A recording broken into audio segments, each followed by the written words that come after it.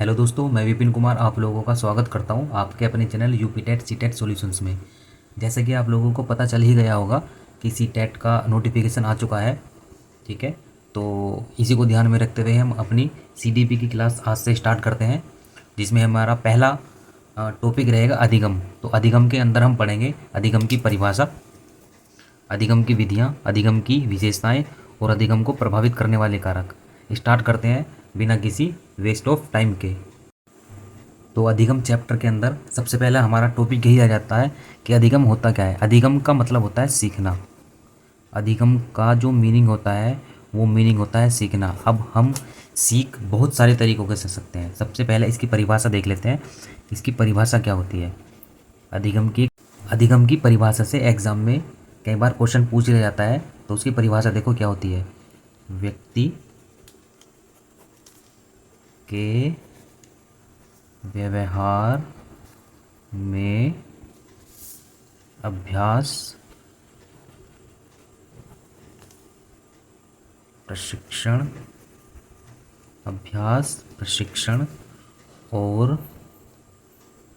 और अनुभव के कारण आए स्थायी परिवर्तन को अधिगम कहते हैं। मोस्ट इम्पोर्टेंट परिभाषा है ये। अब ये परिभाषा समझिए कहना क्या चाहती है। ठीक है, तो व्यक्ति के व्यवहार में अभ्यास, प्रशिक्षण और अनुभव, किन किन के कारण, अभ्यास, प्रशिक्षण और अनुभव के कारण आए स्थायी परिवर्तन। ये चार मेन पॉइंट हैं। आपको इस परिभाषा में चार मेन पॉइंट ध्यान रखने हैं। क्या? एक तो अभ्यास, एक प्रशिक्षण और एक अनुभव के कारण आए स्थायी परिवर्तन। अधिगम जब ही होगा जब हमारी आदतों में स्थायी परिवर्तन हो जाएगा। आदतों में स्थायी परिवर्तन हो जाएगा या हमारे अंदर स्थायी परिवर्तन हो जाएगा किसी भी तरीके से। वो क्या होगा, उसका मतलब क्या होगा? उसका मतलब होगा कि अब अधिगम हो चुका है। तो अधिगम का मतलब यहाँ पे निकल कर यही आता है। अधिगम का मतलब क्या निकल कर आता है? अधिगम का मतलब क्या हो गया?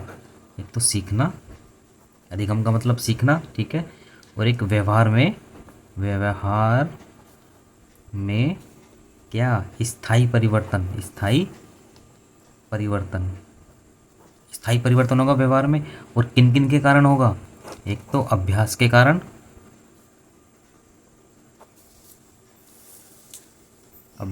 होगा। दूसरा किसके कारण होगा? प्रशिक्षण के कारण होगा, ठीक है। और तीसरा किसके कारण होगा? अनुभव के कारण होगा, ठीक है। अभ्यास के कारण कैसे होगा, प्रशिक्षण के कारण कैसे होगा और अनुभव के कारण कैसे होगा? अब ये समझो। अभ्यास के कारण स्थायी परिवर्तन कैसे होगा ये समझो। जैसे कोई छोटा बच्चा है, जैसे मान लिया कोई छोटा बच्चा है और उसको पेंसिल पकड़नी नहीं आती है, तो उसने बार बार क्या किया? अभ्यास किया पेंसिल पकड़ने का, ABCD लिखने का उसको अभ्यास नहीं था। उसने क्या किया? ABCD लिखने का अभ्यास किया। तो अभ्यास करते करते क्या हुआ? उसके व्यवहार में स्थायी परिवर्तन आ गया। वो क्या करने लगा? अच्छे से पेंसिल पकड़ने लगा, ABCD लिखने लगा, ठीक है। प्रशिक्षण के कारण क्या? वो जो टीचर थी उसको क्या कर रही थी? प्रशिक्षण दे रही थी। तो उसके अंडर में क्या कर रहा था? वो बच्चा सीख रहा था। तो प्रशिक्षण के कारण क्या हुआ? हमने अभ्यास किया और प्रशिक्षण के कारण हमारे व्यवहार में क्या आ गया? परिवर्तन आ गया। और ये होता है अनुभव। जैसे कि हम खुद से अनुभव करके सीखते हैं, समाज में रहकर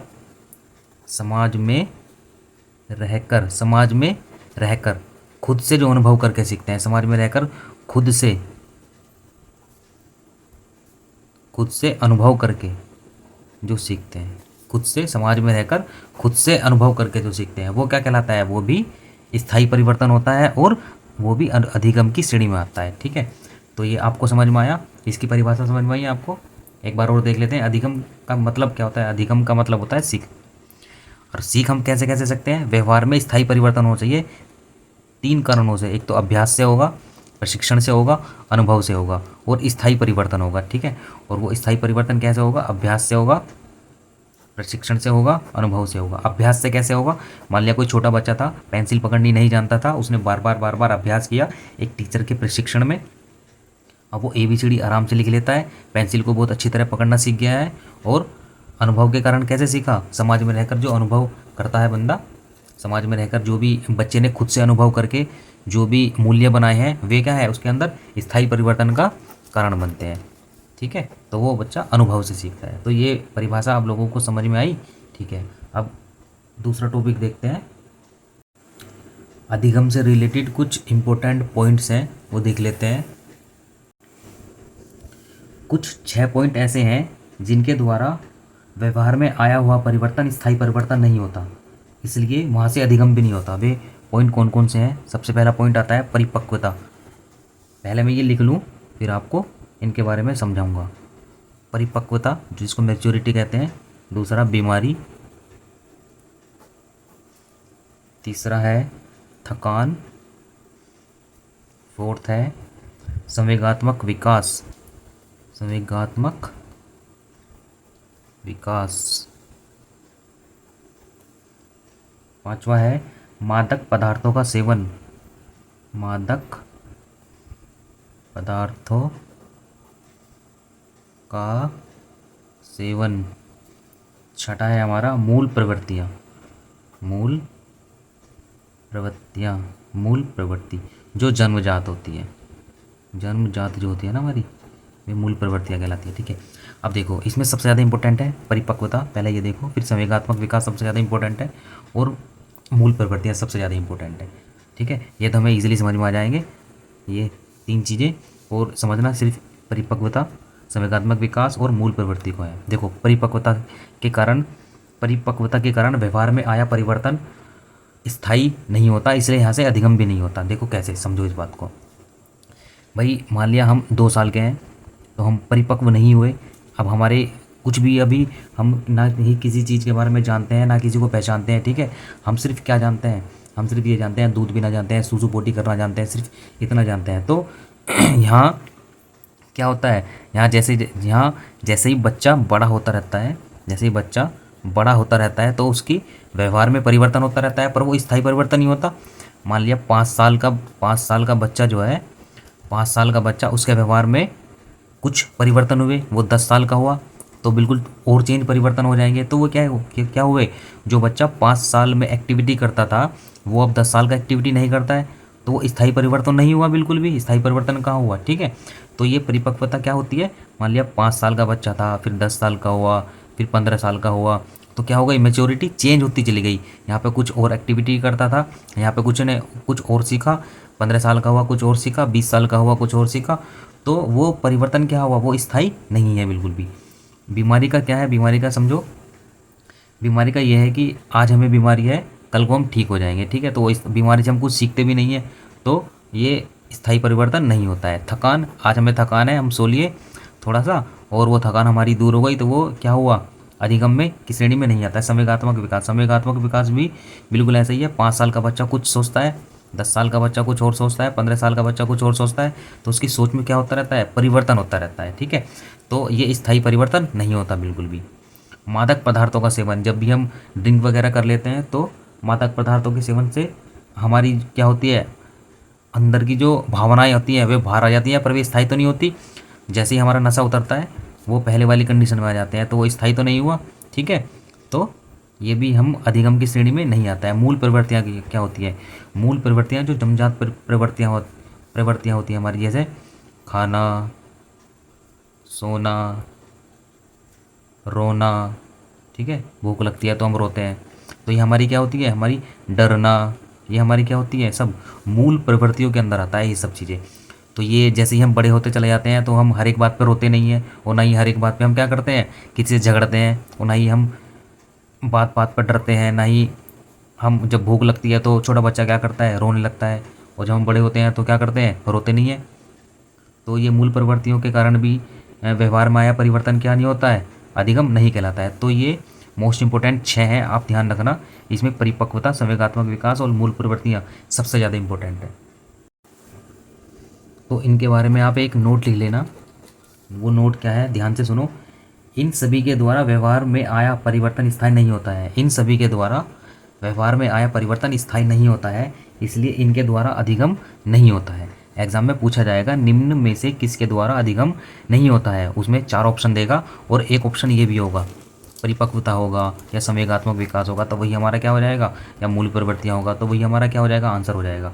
दोबारा सुनो, इन सभी के द्वारा व्यवहार में आया परिवर्तन स्थायी नहीं होता है, इसलिए ये अधिगम की श्रेणी में नहीं आते हैं। ठीक है, ये आप बहुत मोस्ट इंपॉर्टेंट है, ध्यान रखना, पॉइंट टू पॉइंट चलेंगे एकदम। ठीक है, अधिगम के अंदर ही दूसरा टॉपिक आता है हमारा अधिगम की विधियाँ।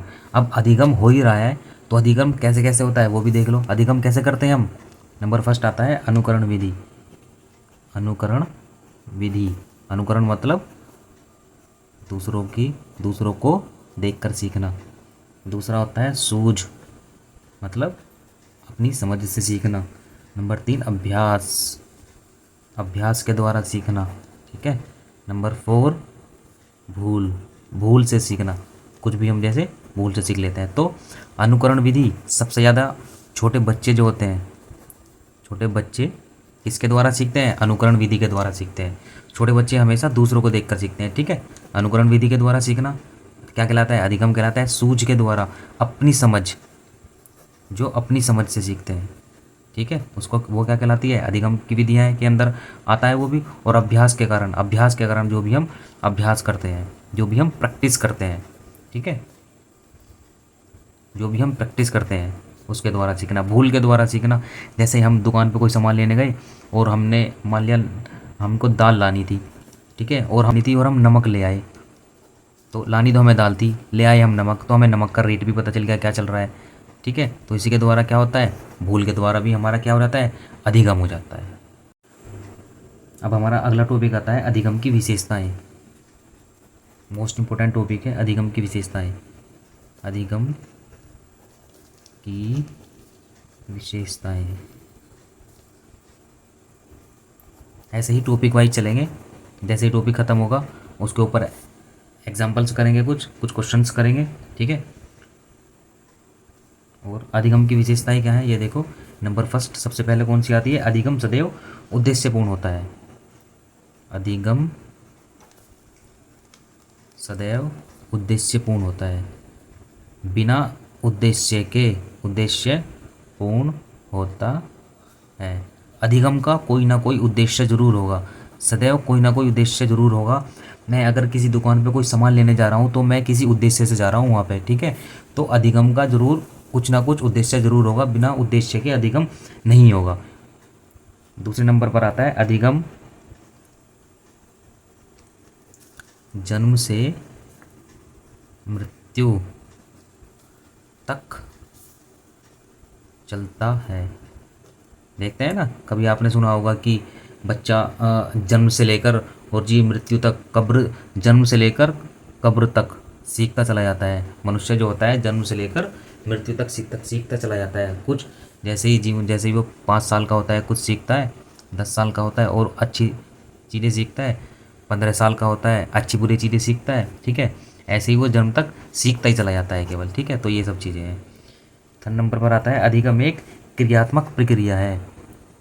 अधिगम एक क्रियात्मक प्रक्रिया है।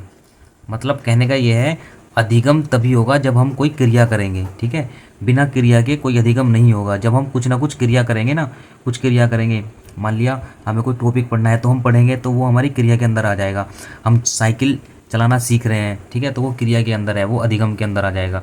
तो अधिगम करने के लिए हमें कोई ना कोई क्रिया करनी पड़ेगी। अधिगम, नेक्स्ट पॉइंट आता है 4th, अधिगम सकारात्मक और नकारात्मक दोनों प्रकार का होता है। अधिगम सकारात्मक और नकारात्मक, मतलब ये हो गया पॉजिटिव और नेगेटिव दोनों होता है अधिगम। हम अच्छी चीज़ें भी सीखते हैं और हम बेकार चीज़ें भी सीखते हैं। अधिगम सकारात्मक और नकारात्मक दोनों होता है, दोनों होता है। यहाँ पर अच्छी बुरी सीखने के साथ साथ ये भी है कि अधिगम क्या होता है, कई बार हम पॉजिटिव चीज़ें भी सीख लेते हैं। ठीक है, कई बार हम नकारात्मक चीज़ें भी सीख लेते हैं। ठीक है, 5वां आता है अधिगम एक स्वाभाविक प्रक्रिया नहीं है। वही वाली चीज़ है, अधिगम एक स्वाभाविक प्रक्रिया नहीं है। मतलब अधिगम करने के लिए हमें कोई ना कोई क्रिया करनी पड़ेगी। ये इसी से रिलेटेड तीसरे वाले से, अधिगम करने के लिए हमें कोई ना कोई क्रिया करनी पड़ेगी। ये स्वतः नहीं होता है। अगर हमें मोटरसाइकिल चलानी है तो मोटरसाइकिल को लेकर हमें बाहर जाना पड़ेगा, ठीक है। ये खुद से नहीं होगा अधिगम। अधिगम सदैव नवीन नहीं होता है। अधिगम सदैव नवीन नहीं होता है, ठीक है। मान लिया हम कोई चैप्टर पढ़ रहे हैं, ठीक है, जो हमने पिछली क्लास में पढ़ा हुआ है, और मान लिया हम कोई चैप्टर पढ़ रहे हैं जो हमने पिछली क्लास में भी पढ़ा हुआ था, और वो आगे की क्लास में भी हमारे पास में वही चैप्टर सेम मिल गया, तो अधिगम क्या हो गया? वो नवीन अधिगम तो हुआ नहीं हमारे लिए। हमारे लिए क्या है? वो पुराना अधिगम है। मान लिया मुझे बाइक चलानी आती है, ठीक है, और एक बंदा क्या है, दूसरे बंदे को बाइक चलानी सिखा रहा है, तो मेरे लिए वो क्या है? नवीन थोड़ी ना है, मेरे लिए तो वो पुराना ही है, क्योंकि मुझे तो बाइक पहले से आती है चलानी। 8वां आता है, अधिगम से ही सर्वांगीण विकास होता है। अधिगम से ही सर्वांगीण विकास होता है, ठीक है। तो ये 8 पॉइंट हैं। और अधिगम से ही सर्वांगीण विकास होता है, मतलब सारा का सारा अधिगम सीखने से तो होता है सब कुछ। जो भी हमारा विकास होता है, सर्वांगीण विकास किसी भी क्षेत्र में हम सीखते हैं, तो वो अधिगम से ही सर्वांगीण विकास संभव है या होता है। तो आपको ये 8 पॉइंट है, 8 के 8 पॉइंट मोस्ट इंपॉर्टेंट है, ये आपको याद रखने हैं। अगला टॉपिक हमारा आता है अधिगम को प्रभावित करने वाले कारक। देखिए, किसी न किसी चीज़ को कुछ ना कुछ चीज़ें प्रभावित करती हैं, तो ऐसे ही अधिगम को प्रभावित करने वाले कारक हैं। नंबर फर्स्ट क्या है? अभिप्रेरणा, जिसको इंग्लिश में मोटिवेशन कहते हैं। अभिप्रेरणा, ठीक है। तो अभिप्रेरणा तो हर एक चीज़ के लिए मोस्ट इंपॉर्टेंट है, ठीक है। पहले लिख लेता हूँ, उसके बाद में बताऊँगा क्या होती है। विषय वस्तु दूसरे नंबर पर आती है, विषय वस्तु तीसरे नंबर पर आती है, वातावरण, जो बहुत ही ज़्यादा इम्पोर्टेंट है। 4th नंबर आता है नवीन ज्ञान, ठीक है। 5th नंबर पर आता है हमारा विधियाँ। सीखने के लिए हम किन किन विधियों का इस्तेमाल कर रहे हैं। मानसिक विकास, हमारा मानसिक विकास भी हुआ है या नहीं, मानसिक विकास, ठीक है। तो number 2nd 3rd 4th 5th 6th, ठीक है। तो अभिप्रेरणा, भाई मोटिवेशन तो किसी भी काम को करने के लिए बहुत ज़्यादा ज़रूरत होती है। किसी भी बच्चे के अंदर या मनुष्य के अंदर मोटिवेशन नहीं है, मोटिवेशन उत्साह नहीं है, ठीक है, उत्साह नहीं है, जोश नहीं है उस काम को करने के लिए, तो वो कर ही नहीं सकता। तो अभिप्रेरणा मोस्ट इम्पोर्टेंट रोल निभाता है अधिगम को प्रभावित करने वाले कारकों में, ठीक है। विषय वस्तु सरल है या कठिन है। अगर विषय वस्तु सरल होगी तो जल्दी सीख जाएगा, अगर विषय वस्तु कठिन है तो जल्दी नहीं सीख पाएगा बच्चा। वातावरण, एनवायरनमेंट मोस्ट इंपॉर्टेंट कारक है अधिगम को प्रभावित करने के लिए। अगर किसी भी बच्चे को एक पॉजिटिव एनवायरनमेंट मिल रहा है, एक अच्छा एनवायरनमेंट मिल रहा है, तो वो बहुत ही ज़्यादा पॉजिटिव रहेगा अपनी लाइफ में, बहुत ही ज़्यादा आगे तक सफल रहेगा, कुछ भी सीख सकता है, कुछ भी कर सकता है, ठीक है।